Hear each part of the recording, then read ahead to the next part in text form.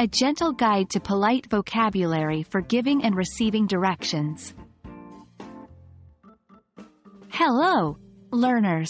Today, we'll venture into the world of conversational English, focusing on a critical skill: giving and receiving directions.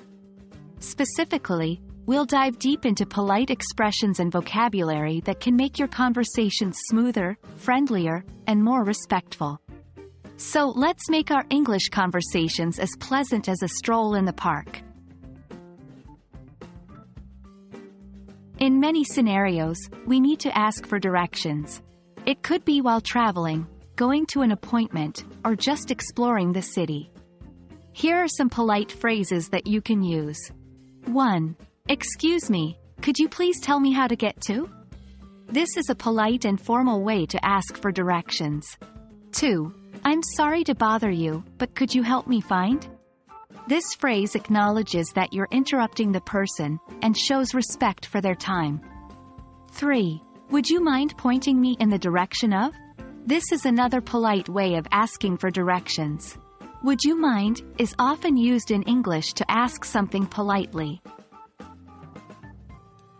Remember, it's always nice to start your question with phrases like, excuse me, or, I'm sorry to bother you, as it shows respect for the other person's time. Equally important is knowing how to give directions politely. Here are some useful phrases. 1. Certainly, it's not far from here. The word, certainly, signals that you're happy to help. It's a polite way to start giving directions. 2. Of course, I'd be glad to help. First, you should. This is another polite way to start giving directions. It shows that you're not just willing but glad to help. 3. You're in luck. That place is just. This phrase adds a positive spin and makes the interaction more pleasant. Note the use of words like, certainly, and, of course, that are often used to show agreement and willingness to help in a polite manner. In addition to the phrases we've learned so far, there are some additional vocabulary and phrases that can make your conversation even more polite. Here are a few. 1. Would it be possible for you to? This is another polite way to ask for someone's assistance. 2. If it's not too much trouble, could you? This phrase shows you are considerate of the other person's time and effort. 3. Thank you for your help, time, directions. Always remember to thank the person after they have given you directions. It's a polite way to conclude the interaction.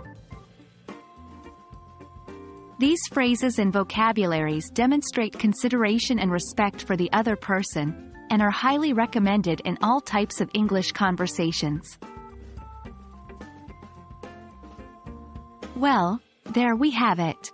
We've learned some polite phrases and vocabulary to use when giving and receiving directions.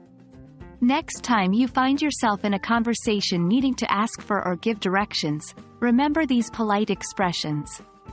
They'll not only get you where you need to go but also leave a positive impression on the people you converse with. Thank you so much for joining us in this learning journey. Keep practicing and keep exploring. Until next time, happy learning!